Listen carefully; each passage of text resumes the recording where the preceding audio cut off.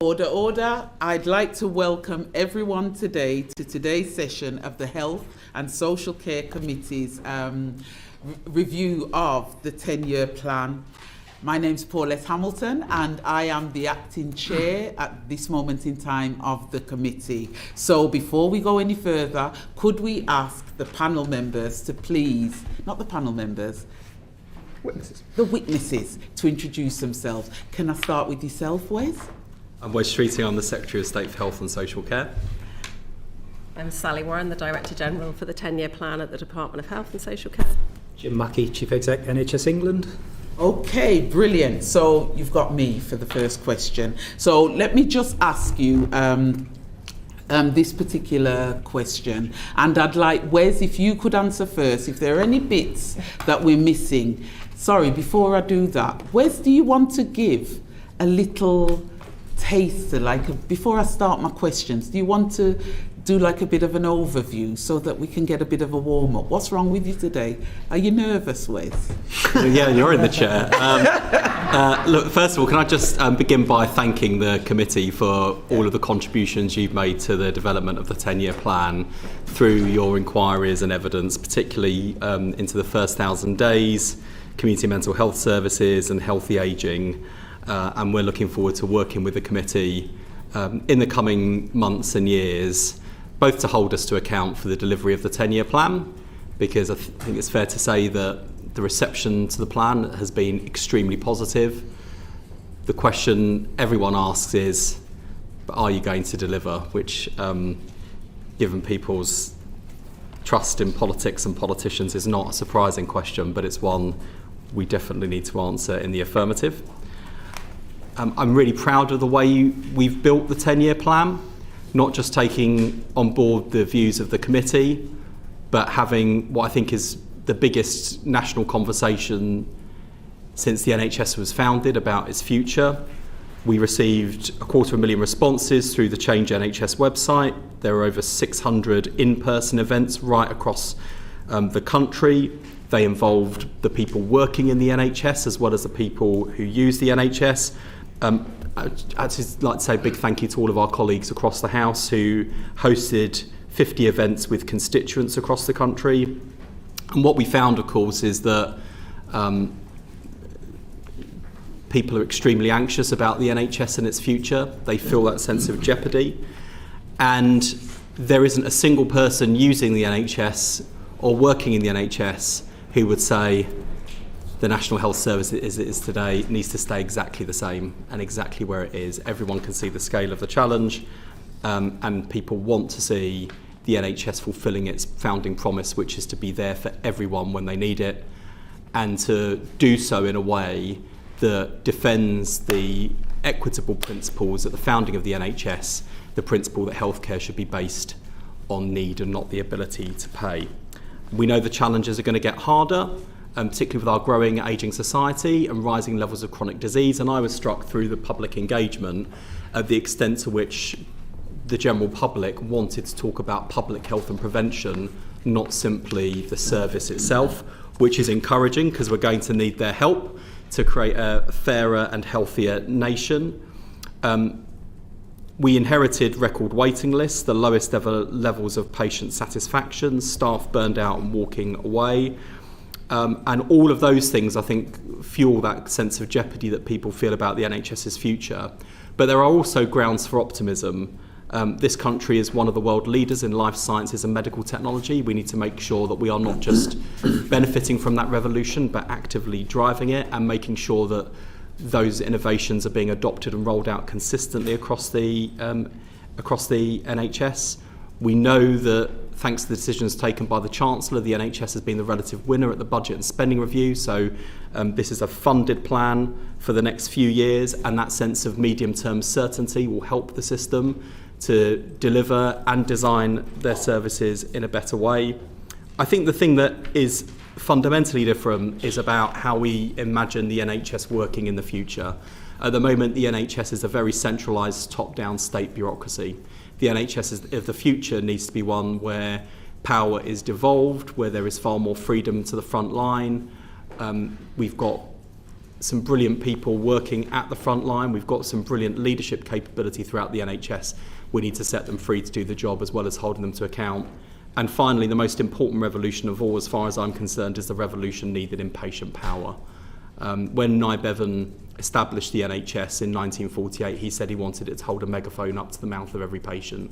But the NHS that we see today is a far cry from that vision. Patient voices are too often unheard, their complaints dismissed or discouraged, and the NHS needs to move with the times. Patients need to have far more ease, convenience, choice and control over their healthcare, and that's at the centre of the plan. Fantastic. So that goes very nicely into the first question that I want to ask. You've talked about the 3 shifts at the core of the plan and the long-standing ambitions, but Wes, we have seen these in multiple NHS strategies, for at least the last 30 years. So the question I'd like to ask you is, why do you feel this plan will succeed when so many others have failed? Yeah, it's a very good question. You're right, the 3 shifts were not in themselves radical new ideas, but delivering them really would be. Why now and not before? I think there are a few things in our favour. The first is the sense of jeopardy that the public feel about the future of the NHS is felt right throughout the service. We've prosecuted an argument in opposition and now in government that it's change or bust, reform or die, and I think that there is overwhelming consensus in that direction. People in the NHS want to see it change, they know it needs to change, and they are up for it. Secondly, how we do the change is as important as what the change is, because if you think, thinking about some of the things contained in the plan, whether they're new models of service delivery, new commissioning arrangements, new innovation in terms of medical science and technology, we will only succeed in delivering this plan if we're doing change with people rather than to them. And that's why, in terms of how we've approached some of the challenges as a government so far and how we will deliver this plan, we will make sure that the implementation is designed with as well as delivered with people throughout the system.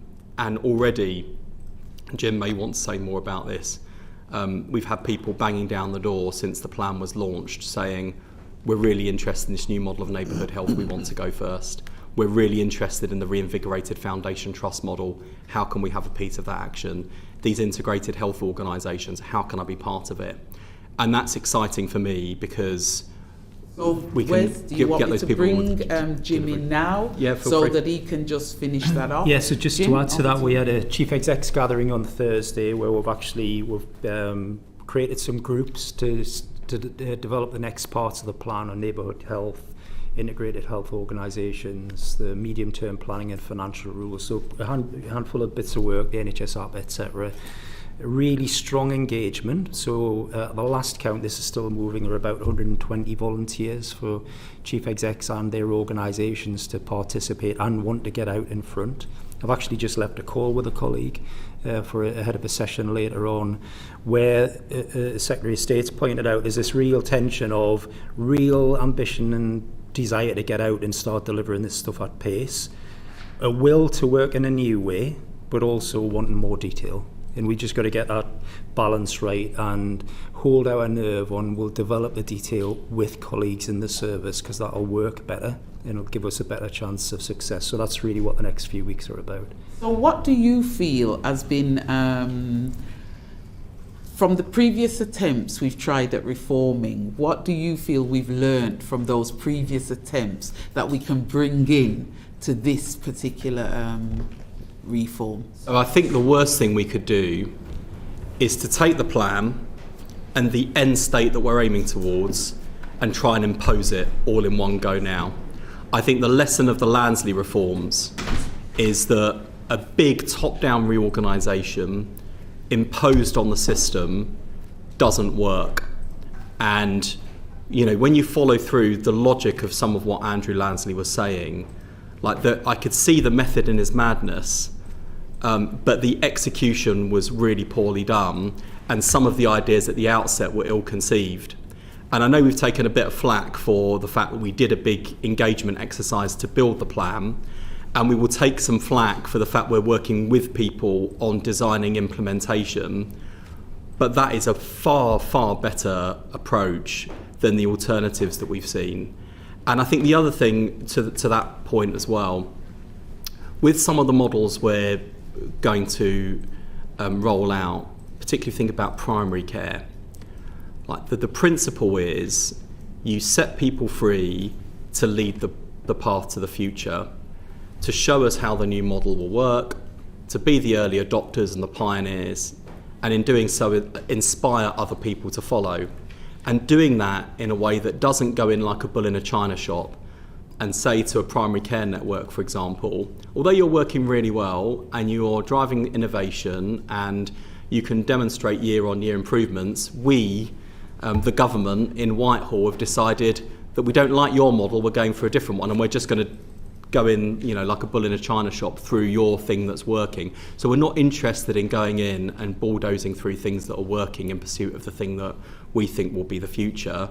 Far better to let people themselves opt to be the pioneers, to show how it will work in practice, and then inspire other people to follow. Really good place to stop there. So my next question is relating to dentistry. And last week we had Minister Kinnock, who told the committee funding for dentistry was likely to be in the region of the current financial envelope.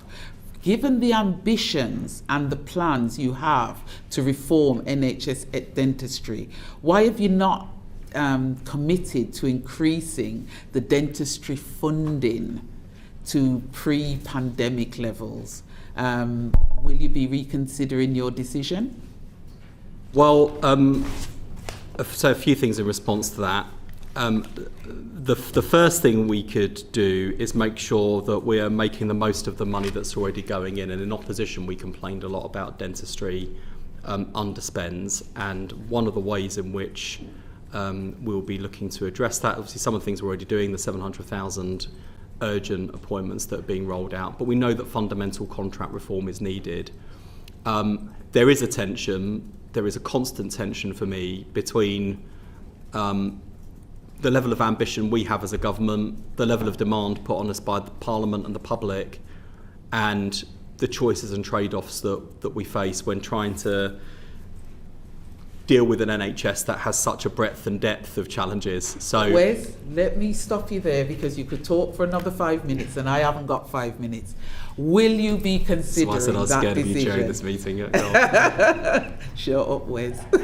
Will you be reconsidering it? Look, it is something we are constantly put under pressure on from Parliament and the public. We will do as much as we can, as fast as we can on NHS dentistry. Absolutely awesome. And my final question is around palliative care.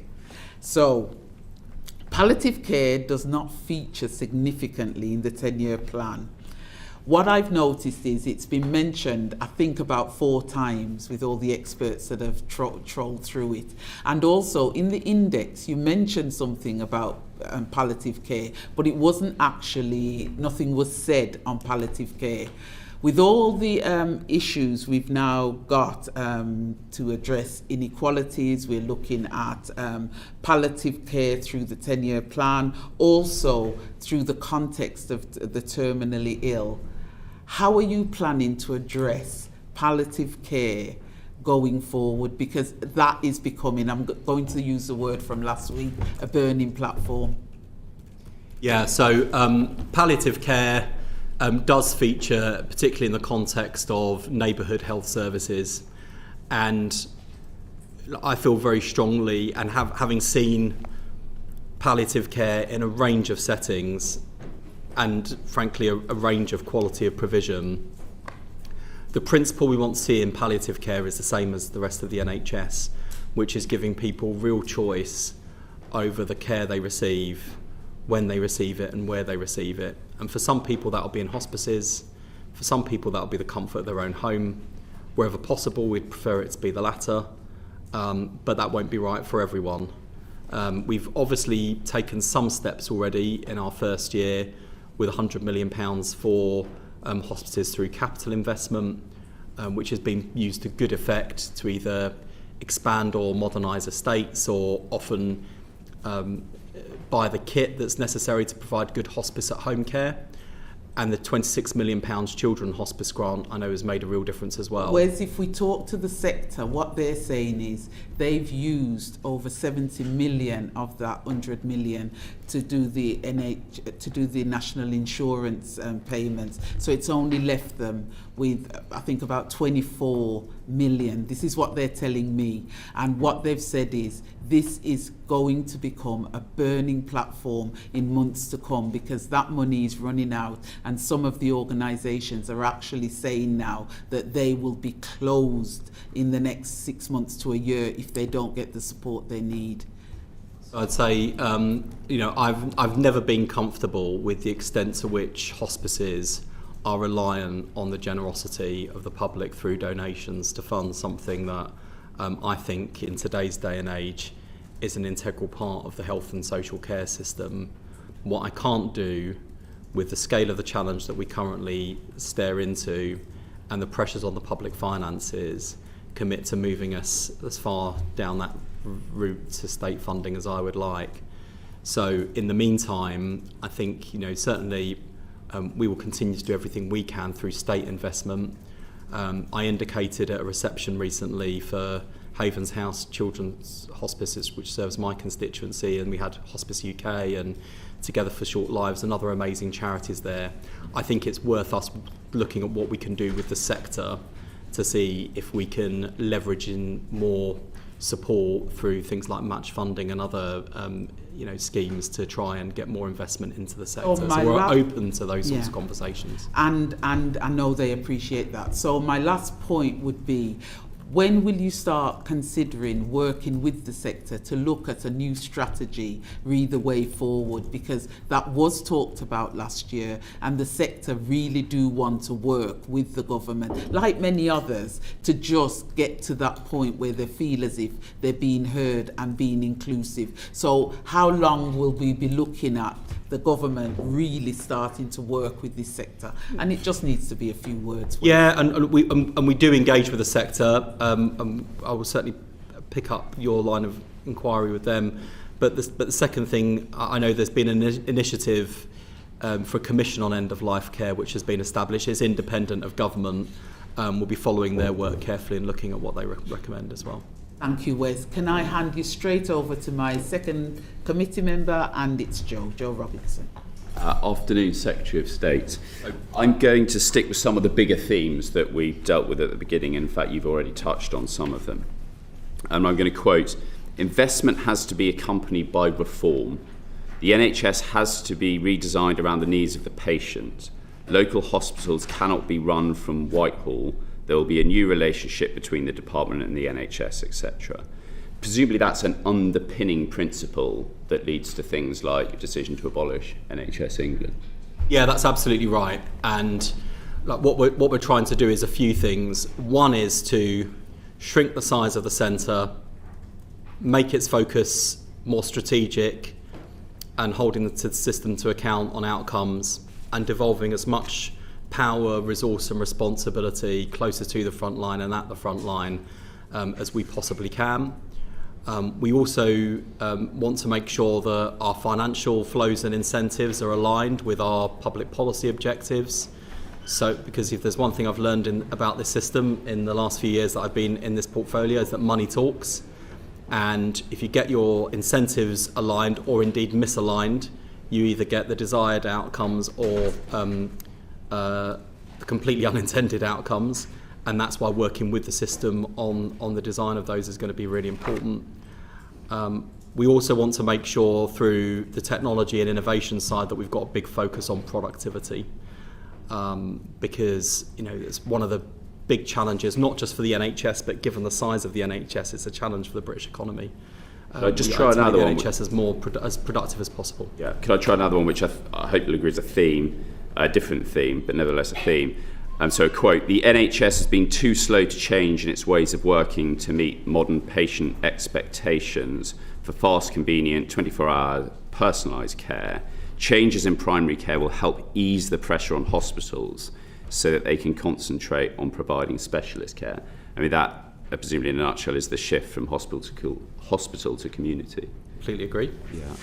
So my concern is that absolutely none of this is new. Well-meaning, well-intentioned, but none of it new, because the two quotes I've just given you are actually lifted directly from Alan Milburn's NHS plan in the year 2000. And that plan delivered the shortest waiting times and the highest patient satisfaction in history, so it sounds like we're on the right track. But there's lots of stuff in the plan. Is this a back to the future?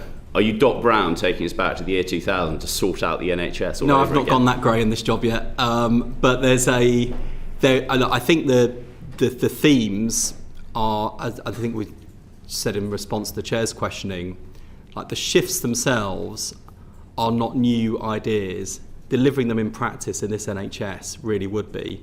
And there are lots of things contained within the plan that are new models, new ways of working, a new approach to innovation, adoption and rollout.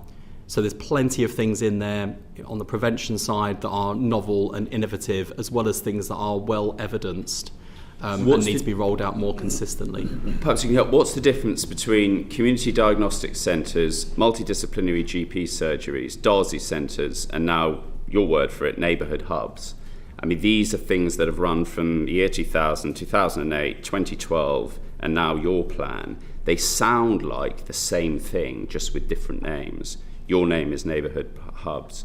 Perhaps you can start by telling us how that's different from community diagnostic centres or DARSI centres from 2008. Well, DARSI centres, or polyclinics as they were known, were effectively strangled at birth. There are still a few around, but it was a source of huge controversy at the time for something that I think, as an approach, I think people agree doing neighbourhood health and population health at scale is a good thing to do, and that was certainly borne out through the consultation. Community diagnostic centres are by definition diagnostic centres, and what neighbourhood health centres will do is bring under one roof a whole range of different services to give patients a one-stop shop with the principle that anything that can be done outside of a hospital setting in communities, in neighbourhoods, should be. Hospitals should be for the most serious cases, complicated procedures, operations. What we want to see happening in neighbourhoods is the opportunity to go in and get much faster access to consultations and diagnostics, to be able to have things like your blood tests, scans, all under one roof. Minor injuries, urgent treatment centres, all of that can be done in primary care. And the reason we know that to be true is because in pockets of exceptional practice in this country, it's already happening. And one of the core themes of the plan is to take the best of the NHS to the rest of the NHS. When Tony Blair and Alan Milburn were doing this in the 2000s, like you said, it delivered the sort of healthcare that you'd like to see. They were spending 6.8% increase year on year on health. You and Rachel Reeves have got a plan to spend 2.7% according to the last budget. So how are you going to deliver spending historically low figures? In fact, 2.7% is lower than the 3.5% of the last Conservative government. I'm just interested as how you're going to pay for this. Well, it's why investment needs to be matched with reform. And the economic circumstances were very different for the last Labour government. This is a government that has to live within its means. But as I've argued for some time, the NHS has become more bloated. There is waste in the NHS. And the last government is a good kind of case in point as to why you can't just throw money at the problem. Because if it was the case of just throwing money at the problem solves the problem, the last Conservative government should have had a decent run at it. They poured quite a lot more money into our hospitals, significantly expanded staff in our hospitals, and you would think with the pressure hospitals are under, sensible thing, right? Except that all of the congestion caused in hospitals finds its route outside. So it's either people can't get the right primary care, or they can't get access to primary care soon enough, or care in the community, so they end up going through the front door of the hospital, either in an emergency department or onto an elective list in a far worse condition they would otherwise have been in had someone got to them sooner.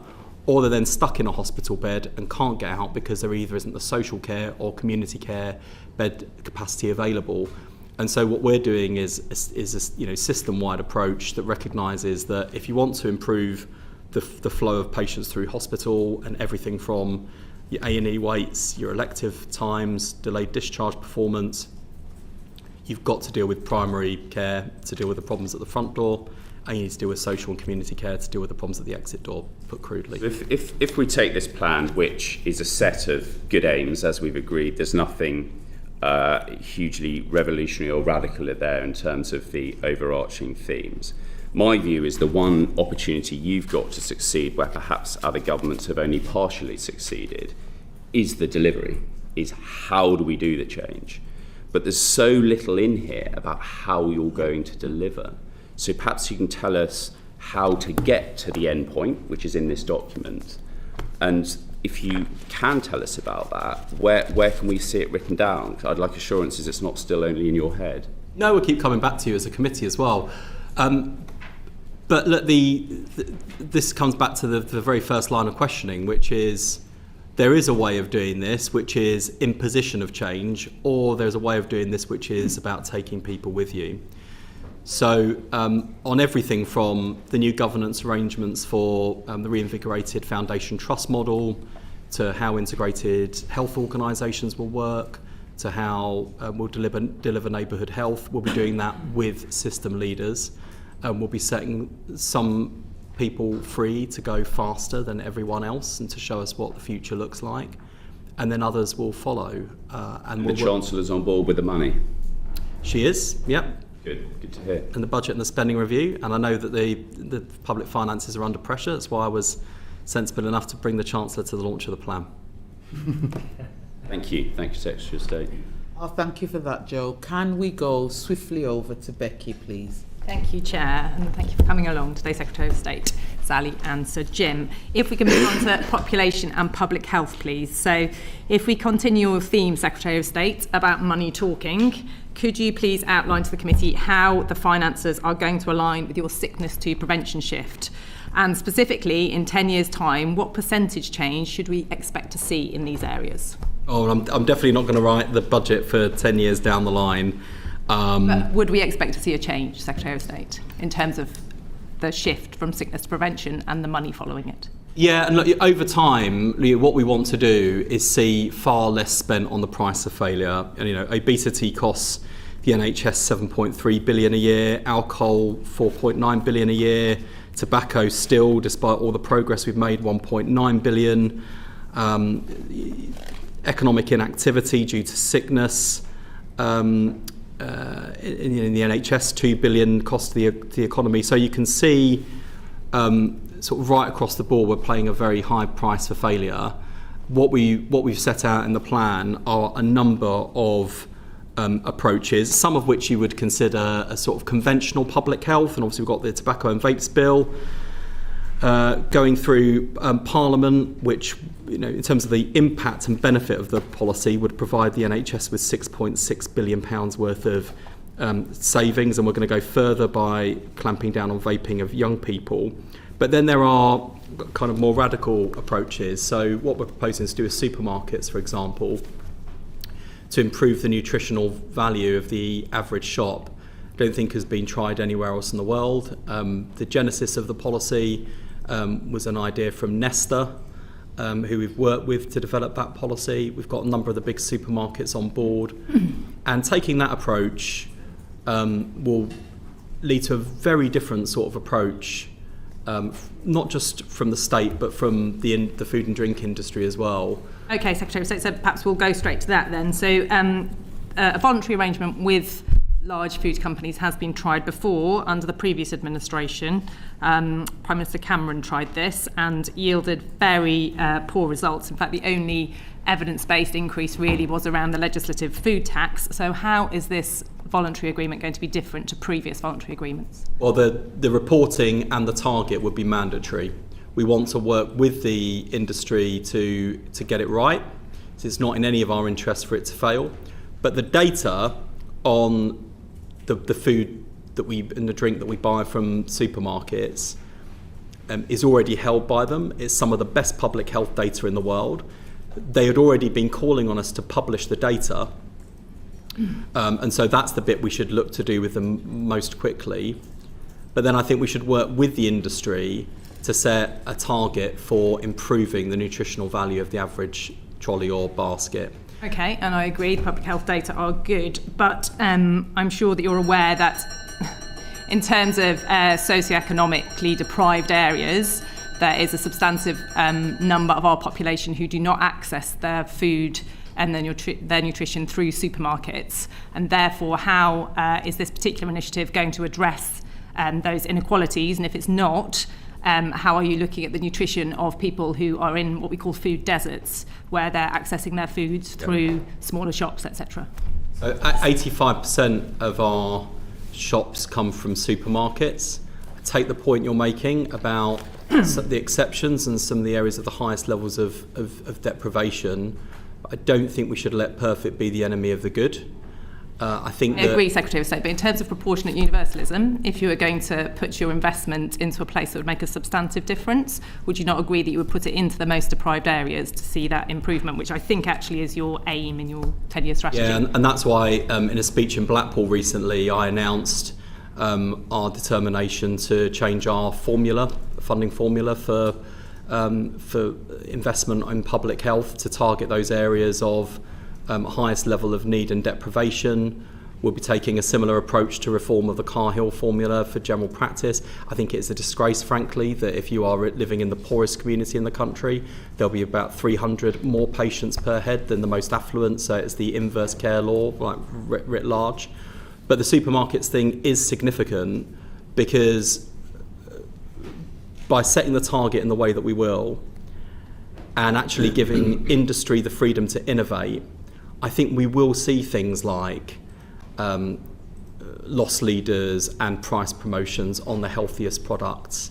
I think we will see supermarkets thinking more creatively and ethically about their marketing practices, the layouts of their shops, and the wonderful thing about this approach we're proposing, if we get it right, is actually it will lead to less nanny statism, ironically, because rather than having the Secretary of State trying to dictate price points, promotions, location of the chocolate in the supermarkets and anything else that I might be tempted to meddle in to make the nation healthier, if supermarkets are driving towards the goal of more nutritious sales, they will know their customers best. They will know what works well in terms of nudging people in the right direction, and that's why I think this sort of partnership approach, I think, is I think the third way between kind of nanny statism on one hand and being very directional, or kind of just taking a step back and being completely laissez-faire about it. Okay, so I look forward to seeing how the choice architecture improves our lives. The data so far don't back it up, but I very much hope that you're correct. Can I go to something that perhaps is more directional, which is alcohol, which you mentioned the cost of alcohol to the National Health Service and to people's lives. So could I ask why in this 10-year strategy we are not making a commitment to set a minimum unit price when the available evidence shows that this is an effective way of reducing harmful alcohol intake?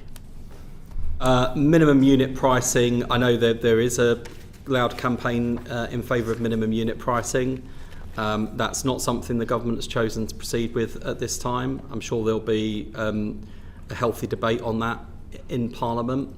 What we are proposing to do is give the consumer more health information. It is a bit daft that you can, get more nutritional information about a can of fizzy drink or a packet of crisps on the shelf in the supermarket, but when it comes to the number of calories in a pint versus a gin and tonic or a gin and slim versus a glass of wine, we don't make that information available to consumers, and I think we really ought to.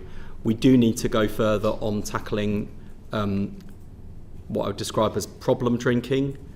4% of people drink as much as 30% of the alcohol consumed each year, and they do that at serious consequences to their own health and sometimes to the detriment of their own lives. And that is the issue I think we need to, with the whole sector, have a more focused approach to tackling. Okay, so I look forward to that robust debate on minimum unit pricing. Perhaps moving on to something else that is also in our legislative agenda, which is the junk food advertising ban before the watershed. Could you explain why that's being delayed, please? Well, it's coming in from the new year. There were perfectly reasonable, legitimate concerns about going as fast as we were proposing to. Sorry, Secretary of State, what were they? The readiness of the industry to comply and the way in which the regulations would be subject to potentially misinterpretation. So I think it's fair to say the industry, they know it's coming. It's definitely happening. There's no wriggling out of it. And actually what you'll see in the run-up to Christmas is widespread compliance. But there was I think a reasonable debate about brand advertising versus product advertising, and we wanted to work with people through those issues so that the law actually works in practice rather than catches people up with laws of unintended consequences. So that's the only reason for that delay, but you should still see widespread compliance. Okay, and just to explain, if you can, around the branding issue, so is the conversation that you can't show the product per se, so the food product, but the argument from the industry is that they should be allowed to advertise their brand? Is that the argument that's going on? In a nutshell. Okay, and do you have a sense about where that's going to land yet or not? We'll keep you updated. Okay, thank you. And my final question is around the health mission. So obviously the National Health Service, it's great that it's going to be a National Health Service again, but I know that you're all too aware that health in and of itself is it should be a mission across all the directorates and into local authorities. So I just wanted to ask, it's gone quite quiet. Is the health mission still alive? And if so, how is it shaping the broader health prevention agenda with this 10-year strategy? And if it's, died a death, who and how is are now shaping this very important issue across the relevant directorates? No, it's still very much alive, and one of the things that is working really well in the health mission is the way in which we're firstly galvanising other government departments behind the focus on public health and prevention. So on this policy I mentioned on supermarkets, for example, would not have been possible without the joint working between my department and DEFRA and the support of Steve Reed, the Environment Secretary. Similarly, the work that Lisa Nandy is doing to try and reorientate our cultural and sporting offer to underserved working class communities with high levels of deprivation need across the country, very much aligned with the health mission. Bridget Phillipson's work on not just expanding free school meals and breakfast clubs, but making sure they are nutritional. The work that we're doing in partnership with DFE and DCMS on school sports and making sure we've got qualified PE teachers, upskilling education on PE and games in our schools, all really important stuff. And there's a whole load of stuff just like that that's coming together under the health mission. But we're also Secretary of looking... State, is housing and air quality, are they there and live? Yeah, look, one of the things that is exciting about the Deputy Prime Minister's commitment to build 1.5 million new homes is that one of the biggest challenges we see are the number of children living in temporary bed and breakfast accommodation, not able to have decent space to live and learn and play, often in accommodation that doesn't even have basic cooking facilities, and so the takeaway is the only option. All of those things, all of the social determinants of ill health, that is what we as a government are committed to tackling. And moreover, we can't do this as government alone. We need to work with business and civil society, the private sector and the voluntary sector, to bring all of this to life, and that's exactly what we're doing. The supermarkets policy is a good example of working with the private sector. We've got an exciting collaboration which is coming out tomorrow to get more young people kind of physically active and engaged to tackle the issue of obesity amongst primary age children. So you can expect much more of this sort of stuff coming out of government in partnership with business and civil society. Great, and just to say that obviously the public health workforce is a key part of this. I appreciate that they don't sit all in the national health system, they sit in local authorities and in different places. I note that there's not a specific plan around the public health workforce per se yet, so presumably will that be looked at in partnership with local authorities? Yeah, I very much see, especially as a former Cabinet Minister for Health and Wellbeing and Local Government, I very much see DPHs and the public health team as part of our team. And we're improving all the time the relationship between my department and Directors of Adult Social Services and Directors of Public Health. as well as elected members as well. And one of the things what I'm committed to doing with the LGA is, as part of the delivery of the 10-year plan, making sure that we've got much stronger institutional relationships, not just between Whitehall and communities across the country, but also across communities between the NHS, local government, and social care and the voluntary sector as well. Thank you. Thank you, Becky. Straight over to you, Alex. Thank you, Chair. Thank you, Secretary of State, for your answer so far. Just to carry on the theme from Becky's questioning.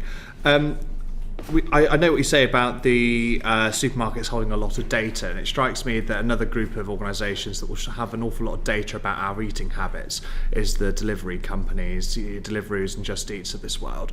Is there any work the department's doing that is thinking about maybe bringing them into a similar type of arrangement that we have, that you're suggesting with the supermarkets, so that we can tackle the takeaways and the slightly less healthy food habits that some of us might have? Yeah, I think the out-of-home sector has got a role to play, and I think you're right, and this is potentially the way in which we can help to improve the picture in the SME part of the sector. Like, government, rightly in my view, takes a much more cautious approach when it comes to regulation of your small businesses, and we recognise that asking people to do things like calorie labelling or menus or other changes to how their business runs comes at a cost, and for some businesses complexity that they can't afford, and we don't, especially the pressures on our high street, especially the pressures in the economy, we don't want to make life harder for small businesses.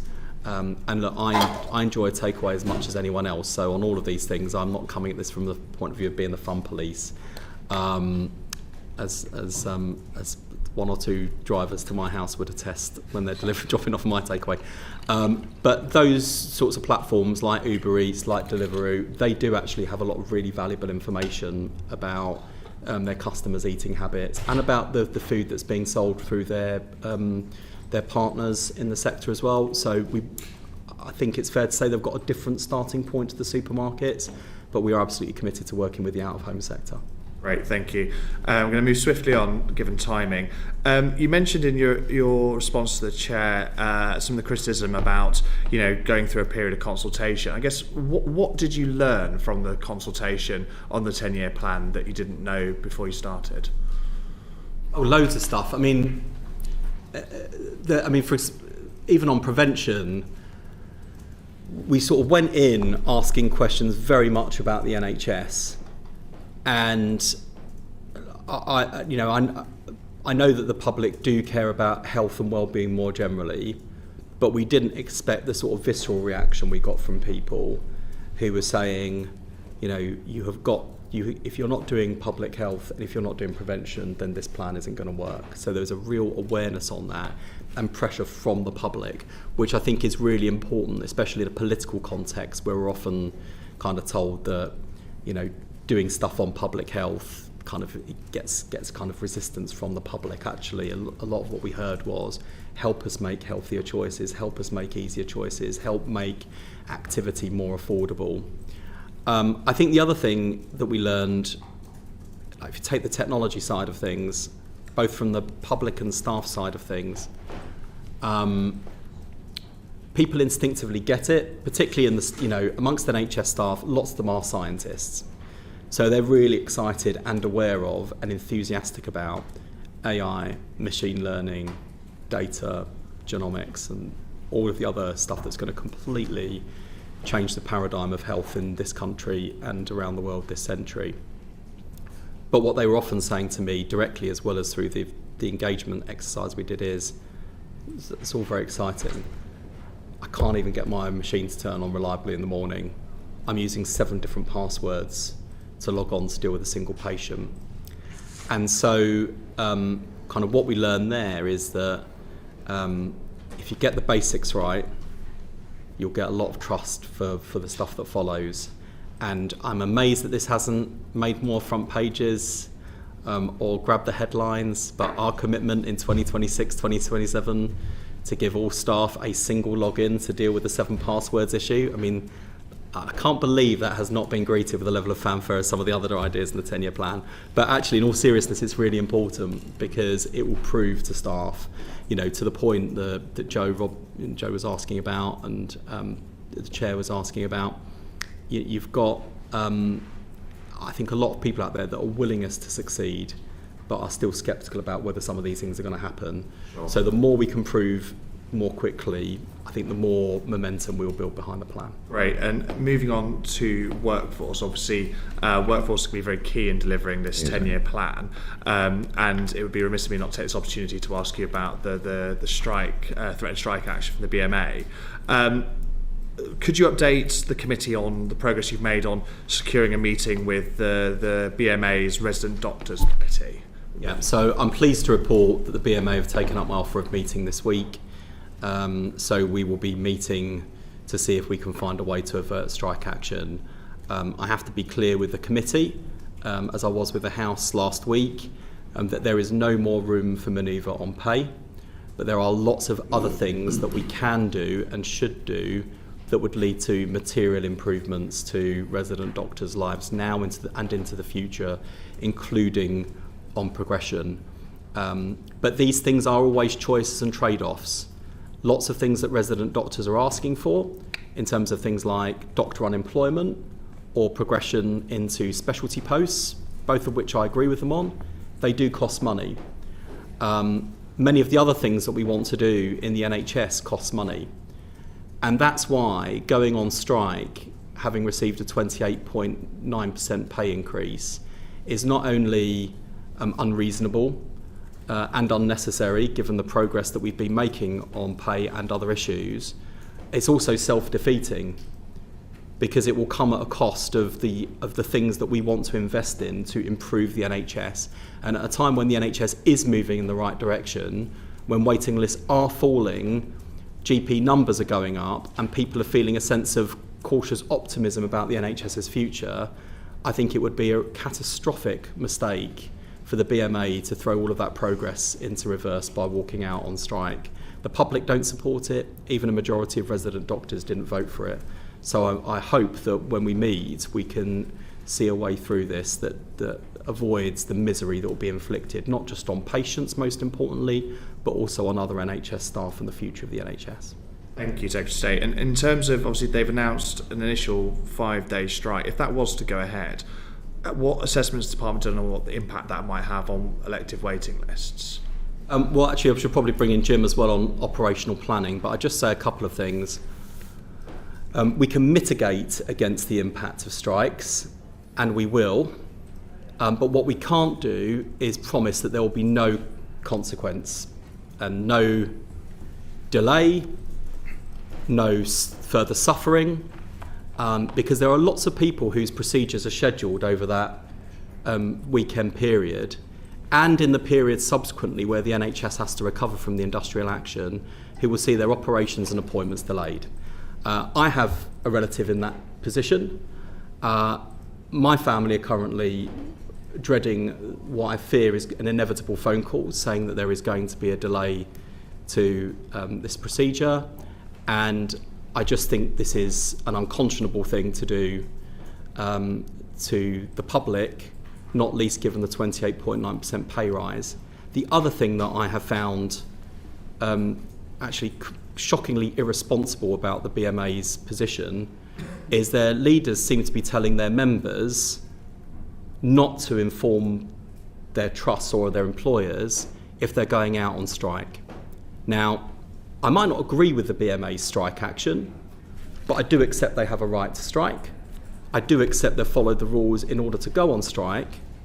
What I cannot fathom is how any doctor in good conscience would make it harder for managers to make sure we have safe staffing levels, would make it harder for other staff who are going to be turning up to work that day, not least the staff who have not had a higher percentage pay rise, many of whom are paid less than resident doctors. So I just think the sort of the BMA's approach to this from start to finish has been completely wrong. They started off a year ago with an incoming government that had an enormous amount of goodwill towards them. an enormous amount of sympathy for the arguments they were making, and work quickly to resolve those strikes. And not just a deal to end those strikes, but the opening up of a partnership where we could work together to improve the NHS. And instead of working in partnership, they've chosen confrontation. It's not too late, even at this late stage, for us to get back on the path I wanted us to be on, of working together, of driving real improvements for resident doctors and for patients, but it is going to require a different mindset. The government's changed, the policy's changed, it's time for the BMA's tactics to change. And the idea that doctors would go on strike without informing their employer, not allowing planning for safe staffing, I think is unconscionable, and I would urge resident doctors who are taking part in strike action to do the right thing, as I'm sure many of them will. Jim? I better just check with the chair, because I'm out of my allotted time, Jim. No, you've got another okay, 51, 52. Bring Jim in then on that one. So Thank you. just to add to that, I lived through this as a trust chief exec, in the last few rounds of it. It's first of all, to reiterate what Secretary of State said, everybody respects the right to strike, but this is hugely disruptive, much more disruptive than we've been able to describe so far. I've worked with all the consultant colleagues at the end of a week when they've been working very, very long hours through the night to keep the service going. I've met with families who've had diagnostic processes cancelled 3 or 4 times because of strikes. And a lot of this narrow definition about what's technically necessary, I don't accept. It's not that straightforward, and we won't be accepting that kind of process this time. So really hope that this is avoidable. But we also can't allow this to play out in the way that it did last time, with a huge impact on people's lives, colleagues working in the service, a cancellation and a disruption of clinical pathways that is very hard to quantify the impact on. So I would just say, let's not just get too focused on the impact on the elective list. There's a whole range of other disruption that comes with this that we must avoid at all costs. Thank you. Thank you, and thank you for that line of questioning. Can I move swiftly over to Greg, please? Thank you very much, Madam Chairman, and good afternoon, Secretary of State. Unfortunately, I shall be continuing some of the line of the questioning. Can I characterise your view, therefore, on the strikes, that the strikes prior to the general election were reasonable, whereas the ones after the general election were unreasonable? Just a yes or no. Well, I felt that the previous government was unreasonable by refusing to sit down and negotiate with the BMA for extended periods of time. Yes? I think the strikes before the general election were avoidable. So what do you think has changed with the BMA to change them from a reasonable organisation to an unreasonable one? I suppose what I'm saying is, what have you done or not done? Oh, I didn't say the BMA were entirely reasonable throughout the entire period. Well, what have you done or keeping not, with their history, but what have you done or not done, Secretary of State, that has made them come to this point of view? Well, look, as far as I'm concerned, we've done the right thing. We came in, the strikes have been ongoing for a considerable period of time, at great cost to the taxpayer and at great cost to patients. We recognise the arguments that they've been making about pay erosion and about the conditions that resident doctors were working in, and we recognised the pressure they were feeling as doctors at a particularly early stage in their careers. And so I was proud of the deal that we did last year, proud of the decision we took again this year to implement the recommendation of the pay review body. Taken together, that's a 28.9% pay increase. And I would have expected, not unreasonably, that the BMA and resident doctors would think, okay, we might not have got everything we asked for, but we've moved considerably in the right direction. And this is a government we can do business with, as other trade unions do. We are, in the Labour Party, we're used to dealing with trade unions. Our history is anchored in the trade union movement, and we don't always agree with trade unions, even those affiliated with the Labour Party. But we do understand the value of trade unionism and the importance of deals and bargaining. But I don't see a reasonable kind of trade union partner in the RDC section of the BMA at this time, and I hope but isn't that that part of the problem, Secretary of State? Isn't the problem that you gave them a massively inflation-busting pay rise, you asked no increase in productivity or efficiency from them, so essentially they've just come back for more? Do you accept no responsibility whatsoever for the position we're now in? Well, firstly, I don't hold resident doctors responsible for the sort of productivity challenges we have in the NHS. I think actually there are many aspects of the way that they are treated at work which are fundamentally unproductive. So I don't regret the deal that we struck with resident doctors. I do regret that they are in danger of squandering the opportunity of partnership in favour of a more adversarial approach, which is unnecessary, and I fear will prove self-defeating, because if these strikes go ahead with the financial costs that are entailed, not to mention the misery inflicted on patients, we have to find that money from somewhere, and that will come at the expense of things that they value. I think you've made that point clearly, Secretary, and I think I suggest we all agree with that point of view. In December 2023, you noted that the then government was giving a higher pay rise to doctors than it was to nurses, and you said it was, and I quote, completely wrong, a slap in the face to nurses, and it seems to me fundamentally unfair. So if the nurses went on strike, would they be being reasonable or unreasonable? Well, I hope that we're not going to get to that position with nurses, not least because we do have a reasonable dialogue and relationship with the Royal College of Nursing, Unison, and others in the agenda. I hope we don't get there workforce. either, but if we do get there, Secretary of State, would they be being reasonable or unreasonable, given your own previous comments on this issue? Well, we're working with those unions on agenda for change, pay structure reform. That's what we've agreed to do. I think so long as we fulfil our end of the bargain, then everyone will be happy and we can move forward building on that progress. If this government breaks its commitment to nurses and agenda for change staff, I think they would be rightly and justifiably angry, which is why we're not going to do that. So, given that, as we heard in front of this committee some months ago from the then CFO of NHS England, most of the amount of money that's been put in this last budget was eaten up by pay rises, inflation, drug costs, etc., and therefore there isn't a vast amount of money left. Will you commit to having no above inflation increases to any health staff during this Parliament? Well, we firstly have an independent pay review body process. I think that process is working largely well. I recognise that trade unions have a number of criticism about the way the process works, and I'm always happy to talk to them about how the process could be better. I thought, for example, the criticism that the PRBs reported far too late in the year was not just frustration felt by unions, but felt by me too, which is why I suppose what I'm trying to get to, Secretary, is what your view on this is. I mean, I understand the processes, but what's your view? Do you think the public sector NHS staff should get an above inflation increase over the next few years or not? Well, we always take into account the recommendations of the pay review body. What I would say to NHS staff is the best way for us to be able to deal with the pay erosion they've suffered over many years, and to make sure that we have a competitive rate of pay for NHS staff and a decent standard of living for all of our staff, is to make sure that on reform and productivity we're going as hard and as fast as we can. And that's why we've had to make some decisions on things like the abolition of NHS England and bringing ICBs and systems back to balance, which at the moment are causing considerable pain for people involved in that decision-making process.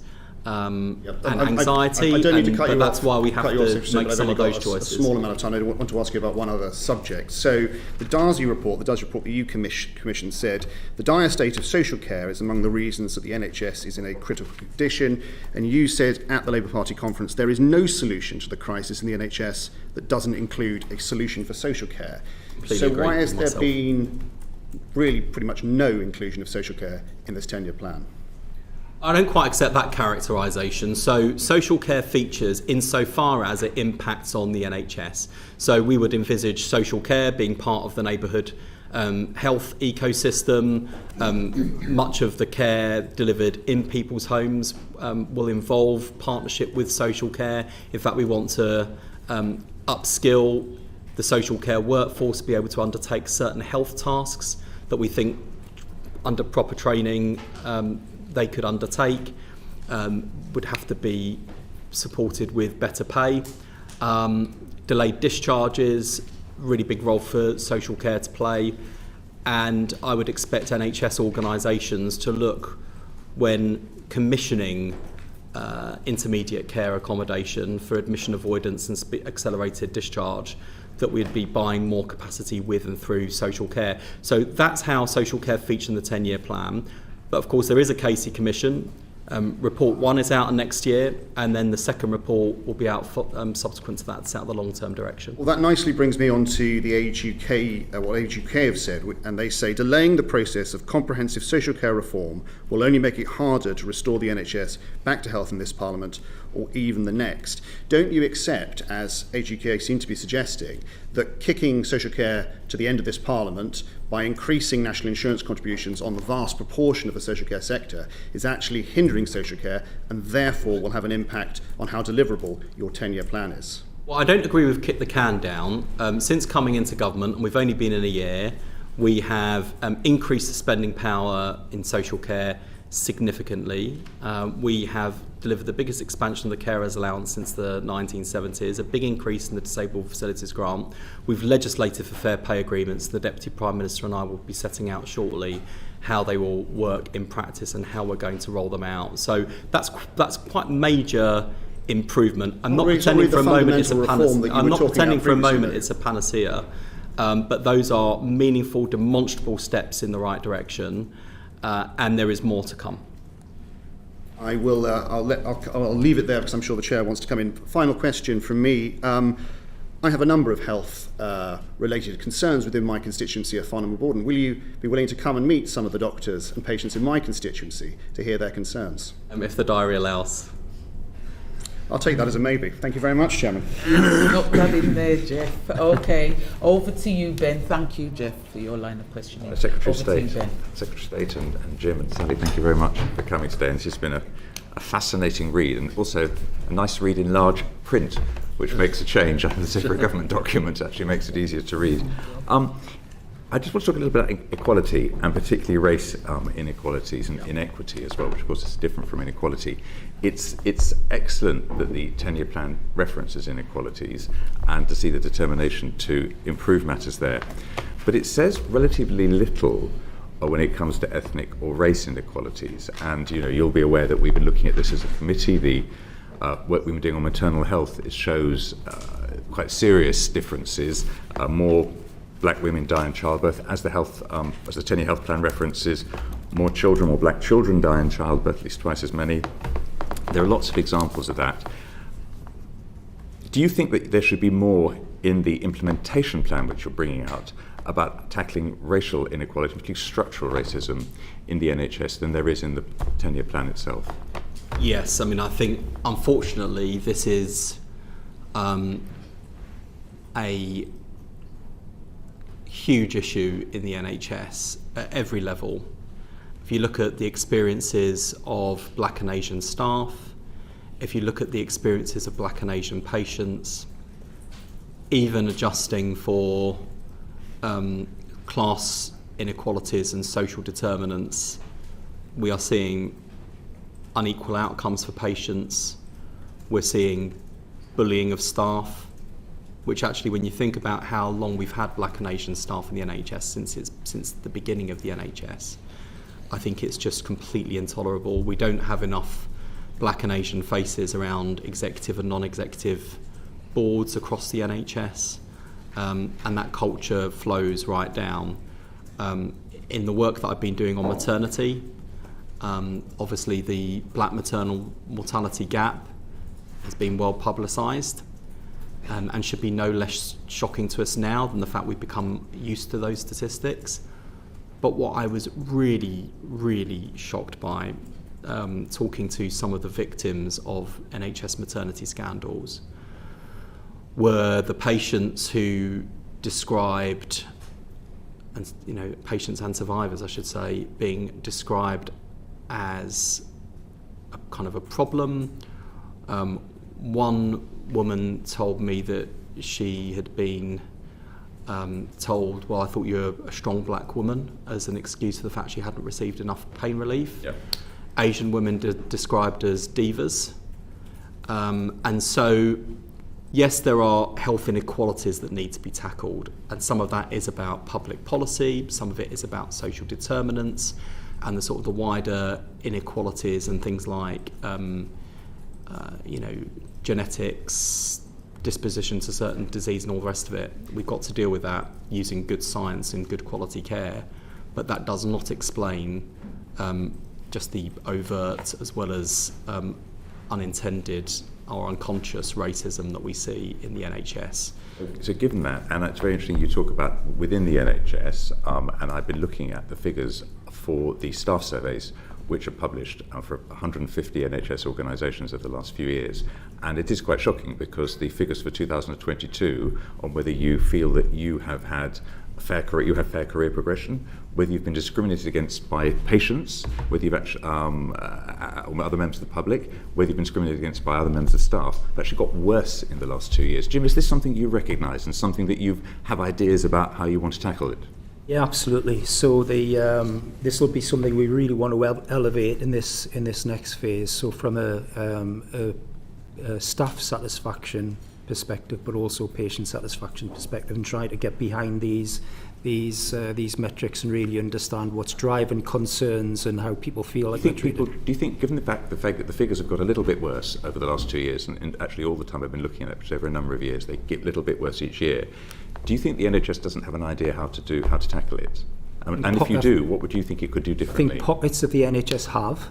I think there is evidence where organisations have been very systematic about understanding the data, really tailoring that to local actions that really address the specific issues there. There is evidence that has worked. It hasn't worked absolutely across the board, and we will absolutely be trying to do that and scale that across the NHS. Yeah, I see. So I'm sorry, Wes, forgive me. I saw Sally nodding vigorously there. I just thought maybe she could come in. Yeah, thank you. So I think particularly when it comes to workforce race equality, there's really good examples where local trusts have tackled and made improvements on 2 or 3 metrics, but they've not been able to shift that to improvement across all of the metrics. So I think there's a task for us nationally to help share best practice. Some of that's about networks, some of it's about leadership programs, so that there's lots of activity that has been proven to work. It's just about how do we scale that across all of our local trusts. And I was just going to add briefly, this is where I think we need to reform our approach to diversity, equality and inclusion. There's a kind of school of thought that says anything that's spent on DEI is sort of like dead weight costs, wasteful, get it out of the NHS. As we can see through the black maternal mortality gap, or you can see in other areas like mental health, inequality can be a matter of life and death, and it should be the NHS's core business to tackle health inequalities. I think, therefore, we both need to reform our approach to equality, diversity and inclusion within the NHS, and also hold people to account for outcomes, not just inputs and workshops and posters and all manner of other things that people are doing, because it should not be the case in this decade of the 21st century that black women are 3 or 4 times more likely to die in childbirth than white women, or black men are twice as likely to die of prostate cancer than white men. Absolutely, and obviously it is just simply wrong, it is cruel, it is poor, it's also expensive. And I wondered if this is an area which the NHS RHO has been looking at, the Race and Health Observatory has been looking at, but they've been looking at the cost, the economic cost of racism.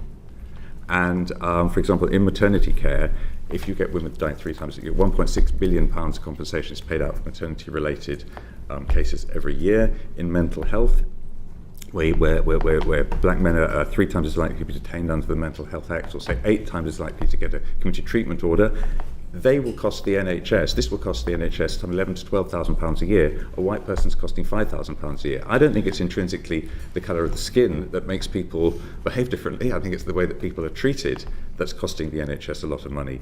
The workforce, bullying and harassment costs £2.3 billion a year, huge amount of money. Again, it's a particular risk if you're a black and minority ethnic background.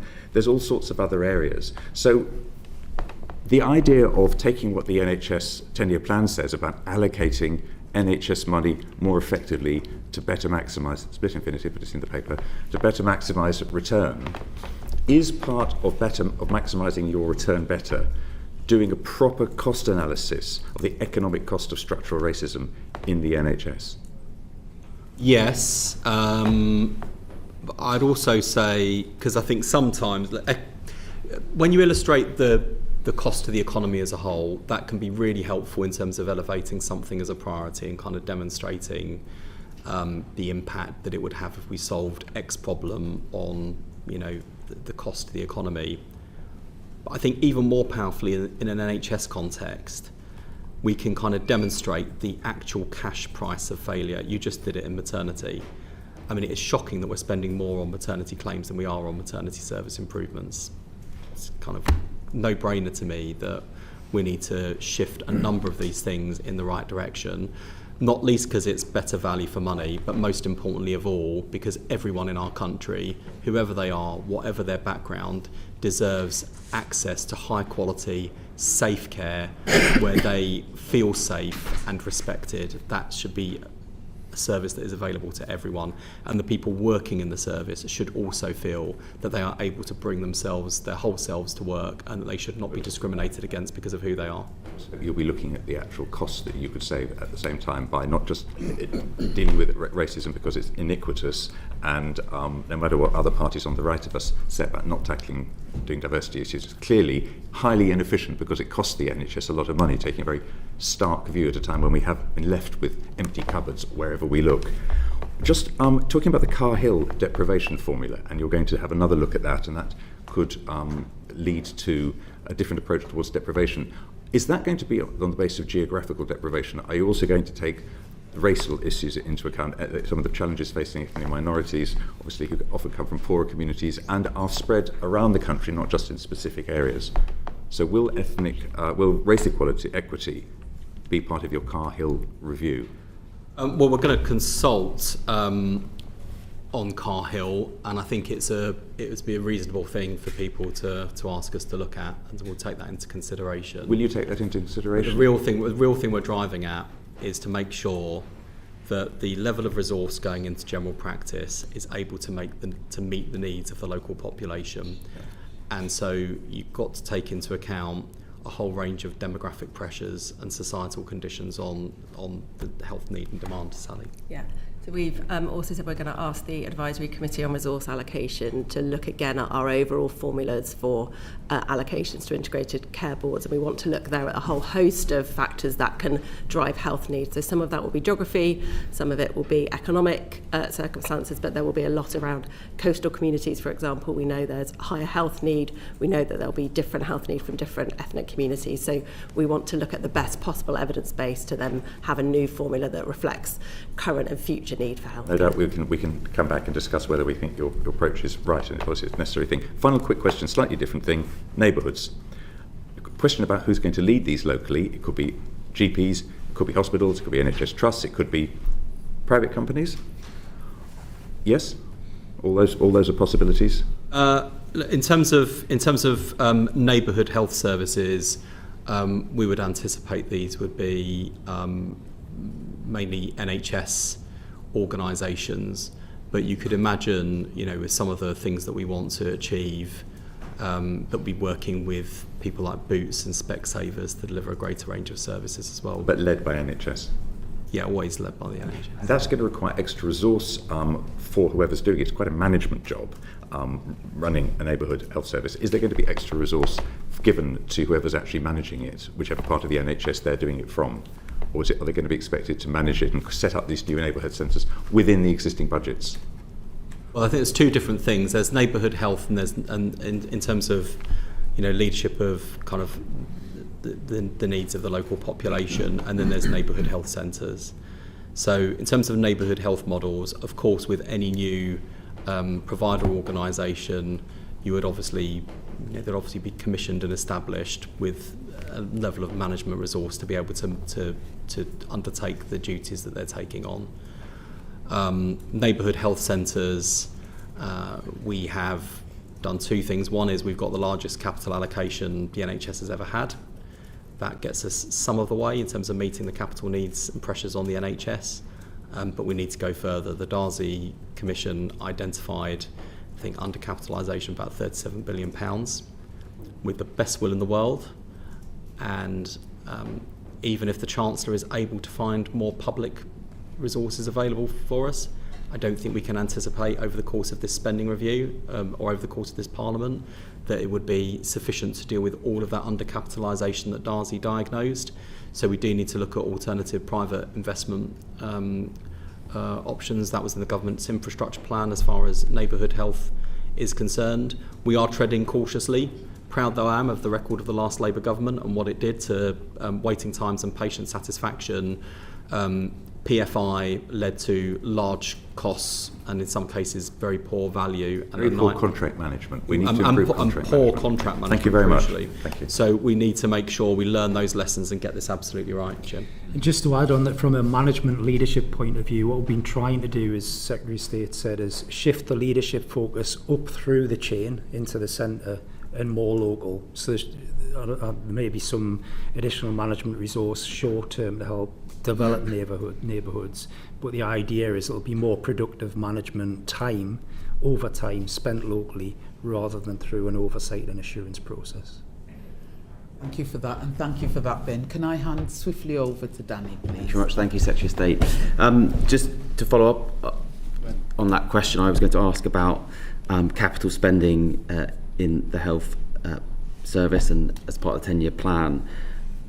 In terms of the NHS neighbourhood hubs, will there be any specific capital investment to enable the rollout of neighbourhood hubs, or is this solely leaning on future? Yeah, we've committed during this Parliament to sort of 40 to 50 neighbourhood health centres. We think we can roll out during that period.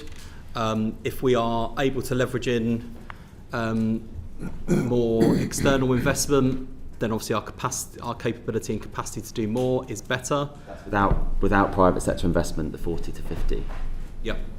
Fantastic. And there'll be specific capital funding available centrally to enable, when would just be local systems under them. That's helpful. And in the PPPs, learning the lessons of PFIs, you've touched upon it slightly. What will be the kind of assurance process of local agreements? Will the department provide kind of very clear guidance to avoid the contracting mistakes that we saw under PFI?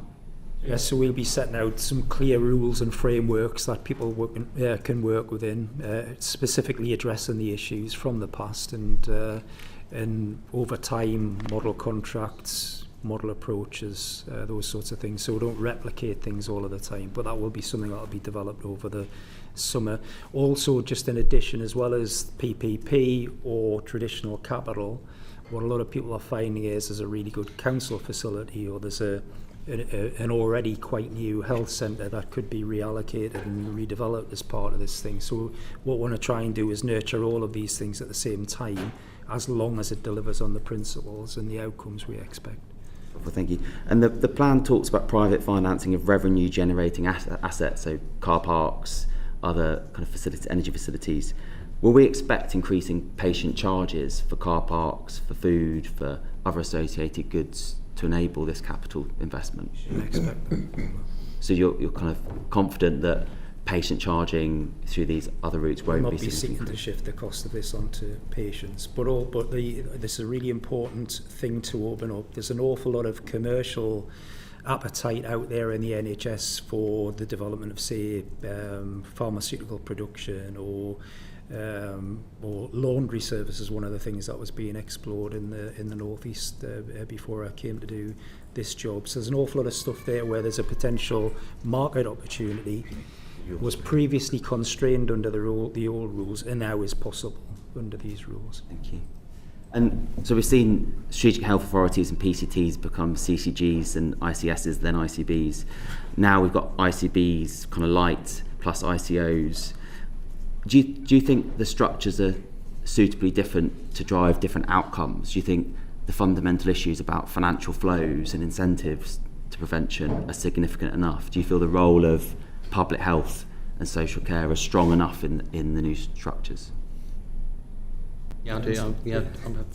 So I think throughout this discussion we've come back through history at various points when we've tried some of this in different ways, and it's either worked or hasn't worked or worked for short periods. There are really strong common principles. These are the financial incentives, a devolved system, clear rules-based system, but also the clarity that you have to work with local partners, whoever those local partners are, and sometimes there's a really strong voluntary sector or independent sector, or you've got a specific housing issue or social justice issue. There's always public health and there's always social care. What would make them work? They should absolutely be at the table and be really key partners in all of this. The extent to which... Different to PCTs, then ICBs through ICPs. Is that different? So in some of those previous incarnations, the involvement meant representation on a board or in some form of governance system. What we're trying to say here is work with partners actively. Don't just address it in the governance system. Because sorry? That sounds quite similar to person on a board to me. How will it look different to a person on a board? I'm talking about operational, clinical, social care colleagues, practical people on the ground working within a set of rules. They will have to work together operationally and in terms of... It's about working at every level and my point is it's not done when you've appointed somebody into a board. This has got to work right the way through the system and be less bothered about who works for who, but more about what they're delivering for people. And I want to see, in terms of the development of neighbourhood kind of health and care plans, I want to see people working together to develop those plans and sign them off together in a spirit of partnership, because I think it's fair to say, and having sat in different parts of this system over the years, the NHS always feels like the big beast at the table. Some NHS organisations are better at partnering with their voluntary and sector and their local government partners than others, but it should be like close working, mutual respect and partnership should be the norm, not the exception. I certainly agree with that. In terms of patient power payments on financial incentives, what would stop under patient power payments sync hospitals developing or sync services which are already struggling financially? Patients then move their care or seek to move their patient power payment to bigger trusts, more successful trusts. How does that go kind of with the spirit of ensuring areas of deprivation get better services, not worse services? So the first thing to say is we're going to trial this approach initially because it's never been done before, and on something like this, I wouldn't want to just roll this out across the NHS without making sure there aren't unintended consequences. But the purpose behind it is to give the patient real bite in the system. At the moment, it is extremely easy to dismiss and ignore patient complaints and concerns. And I've seen that in the most egregious cases of families who've been failed in the most appalling way in maternity services, in mental health services. I've spent a lot of time in the last year meeting with people I would characterise as victims of the NHS. Now, that's... Is a payment, sorry to interrupt, because the time's short, Yep. Is a payment penalty enough to change that, or is it a change of leadership, a change of culture, investment? Well, I think ultimately, in terms of performance improvement, it's a range of levers and it's a range of consequences. You guarantee that there won't be sync hospitals and sync services that see their funding just slashed further, or they're struggling potentially in maternity services? But the money isn't pulled all the way completely. It will go into a sort of patient improvement fund. And, everyone from ICBs to NHS regions have oversight of services and financial performance as well as quality and safety. So there are checks and balances in place. But what this will enable us to do, if it works as I intend, will be for patients to hit NHS providers where it hurts, because money talks in this system. And in doing so, that will send a signal up to us if we're spotting a whole number of patients in a particular part of the country are exercising that right to withhold payment for a particular service and put it into a more general pot.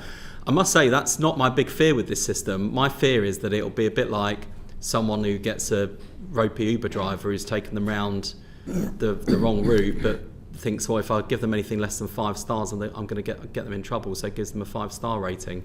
I actually think there's more likely to be that kind of kindness bias in this system than the opposite, but we'll see, and that's why I want to trial it. I want to give patients more kind of genuine power in this system and choice, convenience, ease, like those are all sorts of things that patients will get through the app. They will feel an improvement to their experience, but I also want to give patients more bite. On the app, a huge amount relies on digital transformation in terms of driving productivity improvements. The 10-year plan talks about bringing the NHS into the digital age. Who will be accountable for the digital transformation? Who will lead the digital transformation? Will the functions that were NHS Digital in NHS England transition to DH? Will resources maintain the same at that function? Yeah, Jim, do you want to say more about Yes, so we're working through that currently. The current plan is they will transfer as functions and be into the transfer into the DHSC. They'll be equally resourced as they are now. Well, everything is subject to the cost reduction that's already been announced. How will we do more? How will we drive a digital NHS if we see less staff working in digital functions? I think we've heard ICBs are also reducing headcounts by 50%. Providers are often discussed as potentially leading digital transformation, but many of them are being pushed to deliver more frontline staffing, and usually digital isn't considered as frontline staffing. I think the business committee recently heard a session about NHS Digital that around 3% of staff in the whole health service are in digital functions. Do you imagine that that 3% across central, regional and local systems will go up, will stay the same? So everything is going to have to be challenged. There isn't part of the health service we can say you're absolutely 100% protected from a cost-saving point of view, given the overall position. We absolutely want to be sensitive and understand need and not shrink something when it actually is going to disable capability and capacity going forward. We also know that there's huge variation right across the system in terms of what people are currently investing in all of this.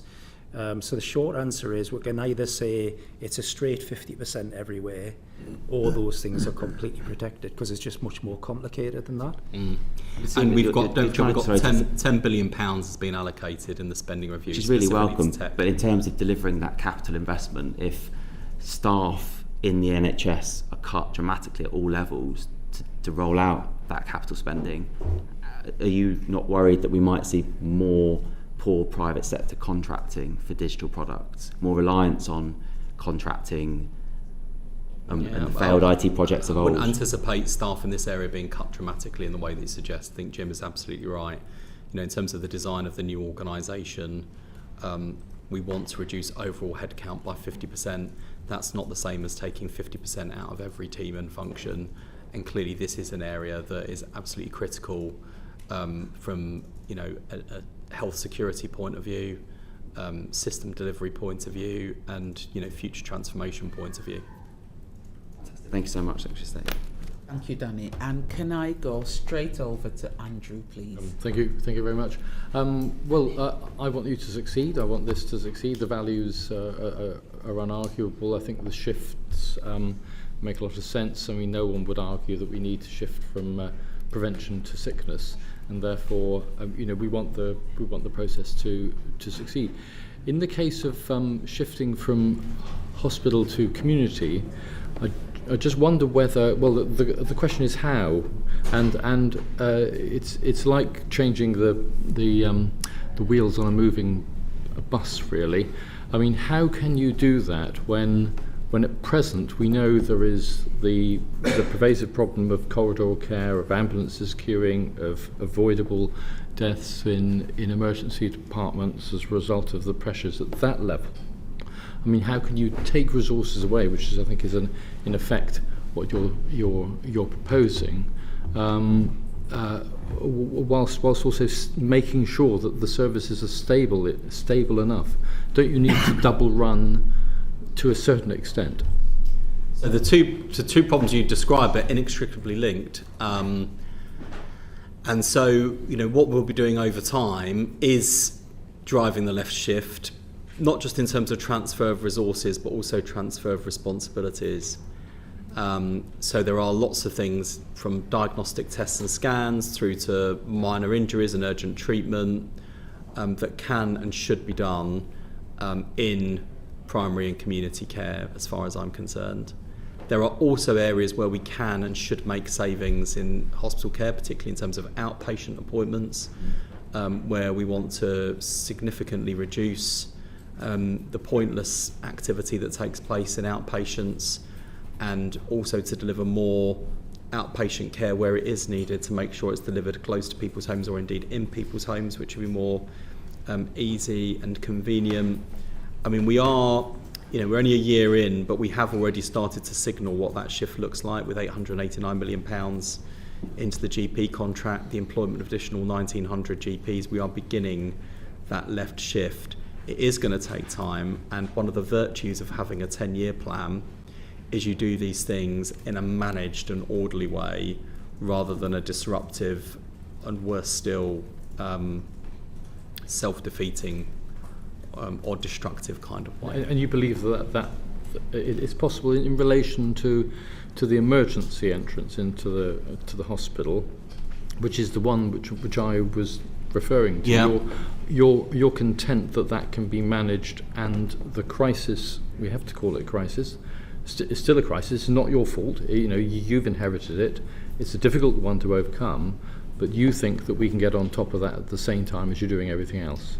Well, there are lots of people who are presenting in emergency care who do not require emergency care. And I don't criticise those patients because often it's the only place they feel they can access. But there are lots of things that the NHS is doing that, if rolled out consistently, would make a massive difference. For example, hear and treat services when people are phoning up for an ambulance, being triaged on the phone, and often, as I saw actually with Jim's predecessor, Amanda Pritchard, up in the northeast on Teesside, instead of waiting hours for an ambulance that when it turns up is probably a little bit grumpy even if they don't show it because they think you didn't need to see me, someone else could have done this, they had a community response car out from the community-based team, much faster, so better experience for patients but also better use of taxpayers' money. So I think the more we can get people the right care in the right place at the right time, the less likely they are to unnecessarily and avoidably call on emergency services, which then frees up those emergency services to do the things that only they can do. Finally, since you mentioned corridor care, I just wanted to inform the committee that we are shortly going to be publishing data on the number of corridor care beds. Because I think sunlight is the best disinfectant, and we have to be honest about the scale of the challenge so that you can hold me to account for improving the situation and I can hold the system to account for improving the situation. That's helpful. Moving it on, and we'll monitor that as time goes on. Moving on, you mentioned that patients can be treated, and you've dealt with a number of cases where they've been treated egregiously, I think was the term that you used. To what extent? I mean, I'm looking at chapter 7 of the document. To what extent do you think that there needs to be more in relation to mandated safe staffing levels? I mean, for example, we know that beneath all of the heat and fury of the mid-staff's inquiry reports was chronic, unsafe staffing levels in many of those contexts. So to what extent do you think that there needs to be established mandated, registered clinician staffing levels? I'd say a few things and bring in Jim as well, and Sally. So firstly, when it comes to thinking about quality and safety, kind of mid-staff looms large in my mind, and the lessons of that inquiry, and also the conversations I've had with a significant number of families over the last 12 months, which have been by far and away the best and worst meetings I have sat through, best in terms of the insight, worst in terms of how harrowing and distressing some of the stories I've heard have been. I think there are lots of tools we have available to us now which we didn't have when we were last in government, in terms of the quality of the data that's available, how we can use that to do much better early warning where things are going wrong, or where you can see patterns in patient experience that might point to a deeper problem and you might want to send the team in.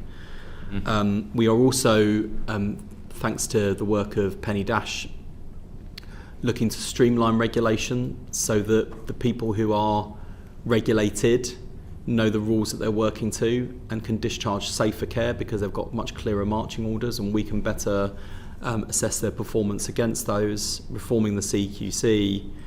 So there are a whole number of things we can do on quality. On safe staffing levels, I think it's really important that we work with the professions and look at each clinical pathway and look at what safe staffing levels mean in each case, at the same time as recognising that this isn't going to be static.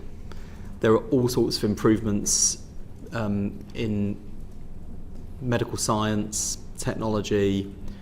There are a growing number of roles, and obviously we are doing a bit of first principles thinking on that at the moment, and we'll be publishing the Leng Review shortly in relation to medical associate roles, for example. But I think we have to kind of make sure we're, by all means, discussing and debating safe staffing levels, but following the evidence as we do so as well. If I may move on, just one area where I think safe staffing is important, and that is nurses. And you mentioned that earlier, and you've heard the RCN were talking about their pay and conditions today.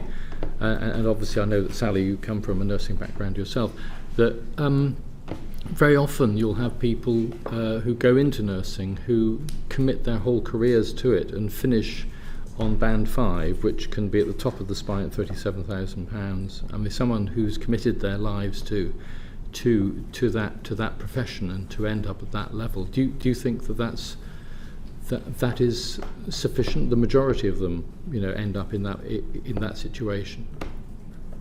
I mean, in Chapter 7 you talk about recruitment and how to recruit, but it's retaining nurses is the big problem.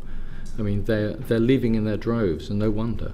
Yeah, that's right. And I'm anxious about this. I don't think our nursing profession have received the level of respect and support to which they are entitled, and unless we give nurses better job security, better job satisfaction, and unless they feel genuinely recognised and rewarded for the work they're doing, we end up, in the worst of all worlds, of investing a lot in their training and then losing all of that knowledge and experience when they go elsewhere.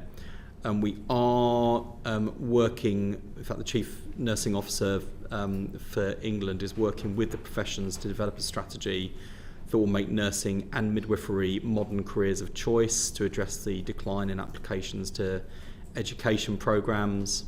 And we have committed to RCN, Unison and others reform of the Agenda for Change structure, which I think would make a real difference. And we also want to see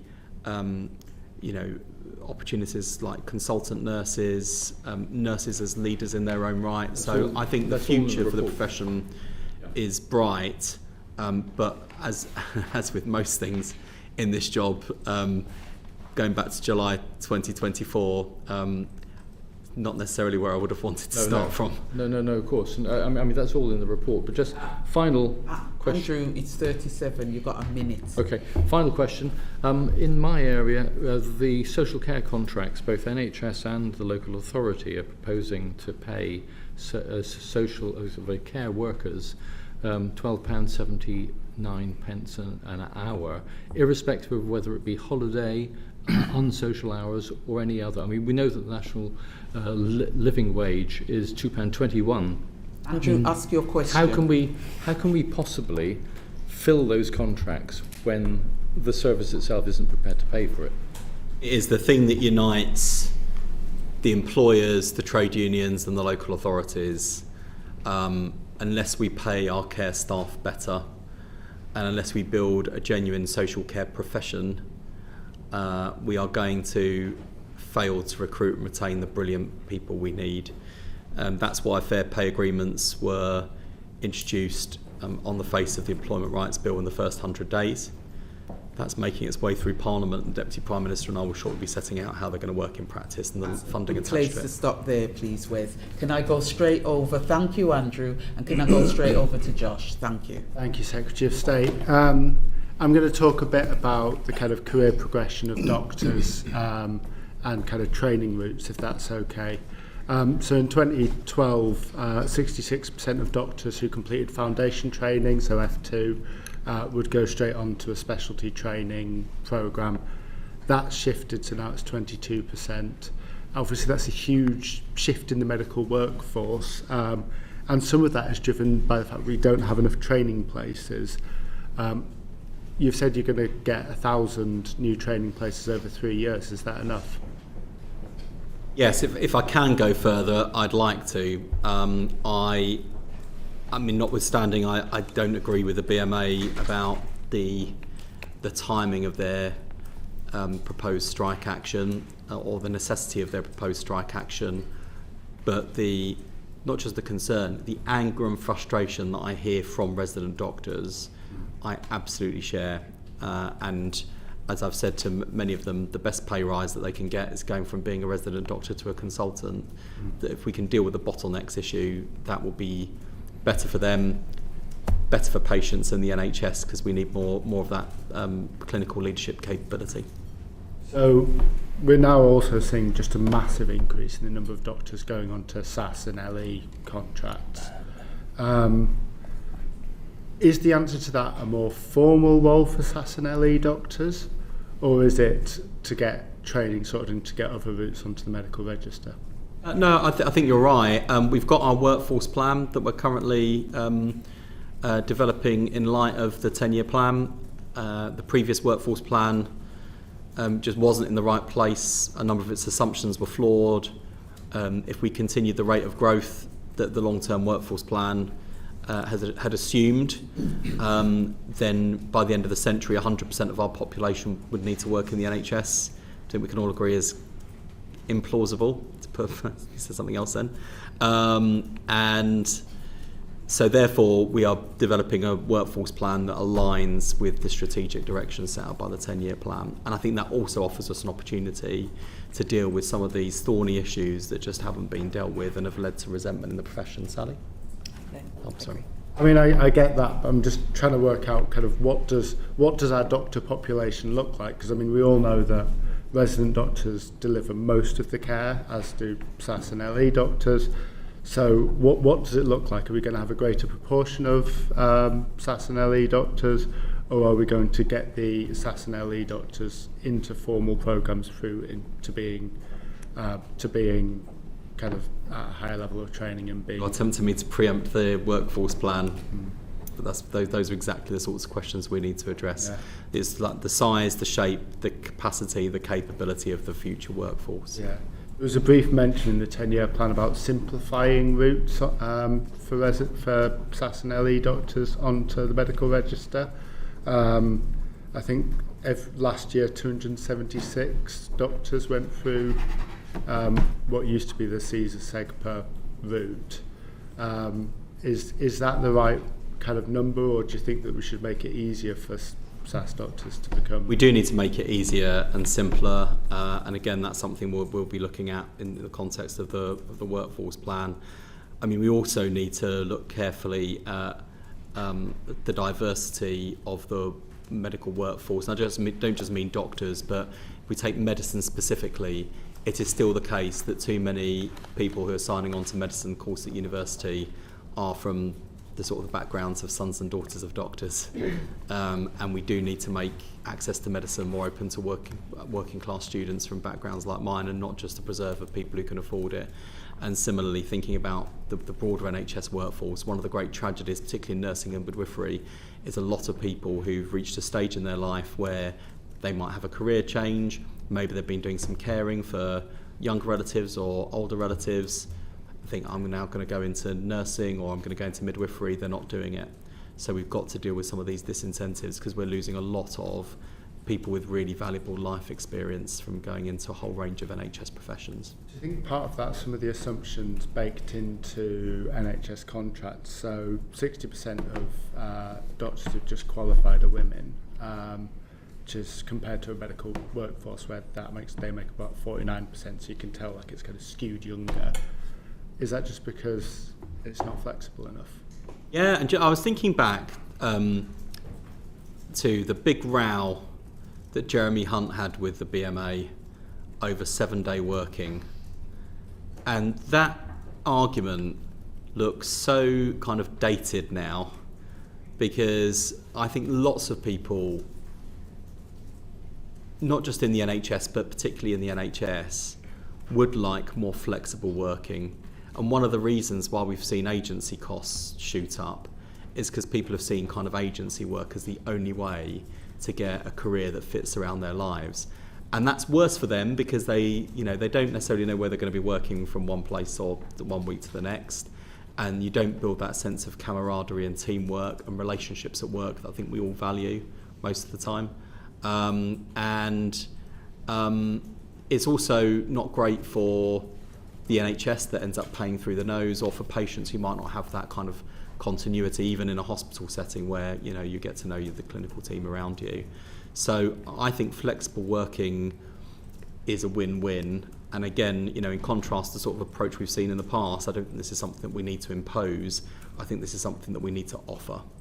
And I think we'll find staff taking it up in a way that benefits them, benefits the NHS, and most importantly, benefits patients. Do you need better flexible training as well? Because actually, if you think about the point of life at which doctors are in specialty training, and given the majority of women, does training need to be more flexible? Yeah, I think we do need to look at that.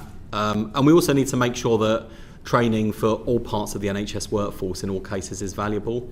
There's a lot of complaining from NHS staff who feel like they are kind of subjected to a whole load of training that they feel is pointless. And this sort of kind of brings to life really why the idea that NHS staff are opposed to reform is nonsense, or that they're somehow a problem on productivity is a nonsense. Because actually one of the things that staff really complain about in terms of training they're subjected to that they think is pointless is they want to be out seeing their patients, and they know that their time away from clinical practice is valuable time.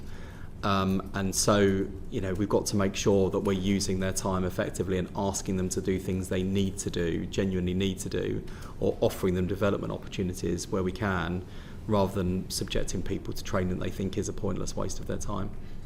And how are we going to make sure we've got people in the roles that we need for the future? Because obviously it's much easier to train a doctor into the specialties that we have at the moment and the specialties where we have more people.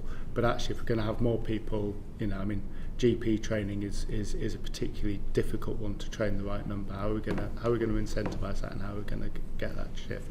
Yeah, we do need to look at all of the training routes to make sure that they are relevant to what modern clinical practice will look like and the way in which these roles are going to evolve with medical science and technology. And we've also, I think, part of the challenge with general practice and with district nursing, for example, they've not had the best rep with medical students when thinking about where they're going, or nursing students when thinking about what they imagine their nursing career to look like, because they've been seen as on the slide or going through a bad time. So if you're reading all the time in the newspapers that GPs are overworked and burned out, and constantly seeing GPs given a kicking because people can't get an appointment, you're not going to think, oh, do you know what, that's where I want to go to work. Or similarly, with district nursing, there's been a sense for some time that part of the profession has sort of been on the wane. And actually, the pitch I want to make to the doctors and nurses of the future, as well as other allied health professionals, is that community neighbourhood health is where it's at. It's where some of the most exciting medicine will be practiced. It's where you can make the most difference to patients in tackling health inequalities. And I think that will really speak to the values of the generation that's coming through and what they want to achieve. So I hope that we'll see a good deal of enthusiasm for working in general practice or working in community teams as district nurses and all sorts of other roles. One final question, Secretary of State, and it's a bit from left field, but you said community and neighbourhood health is where it's at. Earlier you said social care will be the the door out of the NHS. We've talked a bit about funding, but actually this report is brilliant, but it is very light on social care, and it points just to the result of the upcoming case review. I don't feel that it grasps the nettle quite. Do you? Would you like to see it grasp the nettle more? And how can we be confident that between now and the release of the case review, social care is going to be in a better position? Yeah, well, without reeling off the list I gave earlier, I think things we've done in the first year of this Labour government have been significant and substantial on social care. But I recognise it's against the backdrop of much wider kind of challenge and crisis in the social care system. What you'll see next year from Casey is a kind of set of recommendations and effectively marching orders, because it's Louise Casey, about what we should do for the remainder of this Parliament, and then the long-term reform agenda, which I think involves a much wider national conversation about what we need from social care, how we fund it. That will come following that. So it's not like there won't be other big things going on in social care between now and then. I mean, what we're doing on fair pay agreements is in itself a significant reform. So but I do understand. I don't really know about fair pay agreements. I'm not sure if this is. Josh. We'll come back to you on that. Thank you. Thank you, Josh. Can I go over, these are snap questions, snap answers we're asking for. So, Greg, over answers to I'm you. least good at. Well, yes, unfortunately, I doubt you're going to be able to do this in the snap answer, but I look forward to writing to me. Sir Jim, in an answer to me earlier, the Secretary of State suggested that he didn't see it being the role of resident doctors to be involved in productivity and efficiency. Is that your take on this, or is there a role for resident doctors in any part of the workforce to be part of that? I don't think he said that. I think he said we shouldn't blame resident doctors for the productivity problems that the NHS has got. So we've all got a part to play, and our approach to productivity will look at things in the round, the workforce, technology, the estate, etc. All that's in hand.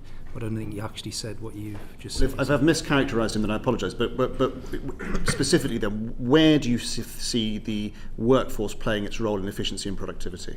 So we want the whole of the workforce to engage in the challenge that we've got. We've got a finite amount of money that's on the edge of what the economy can afford. It's a huge growth over recent years, and we've got lots of patients to treat. So we need everybody to lean in and participate in the innovation, the transformation, the pathway changes that we've all got to play. And it's not possible by just the management system pushing it or certain parts of the clinical community pushing it. We've got to try and do it all together. The best examples of improved productivity in electives, for example, has come from clinical leadership. I agree. And frontline clinical leadership. And obviously that includes resident doctors and other NHS staff. So that's what gives me hope actually about the future. I think they are up for the challenge. They want us to kind of take the brakes off. You would cite an example, maybe the GIRF programme. Yeah, it's very good. Very much. Becky, you came next. What Thank is you. your You want quick a answer? snap question, Snap Chair? question, Okay, snap answer. Great stuff. So gambling, Secretary of State, it's currently in DCMS. There is an increasing evidence base that it is incredibly harmful, particularly the more dangerous products online.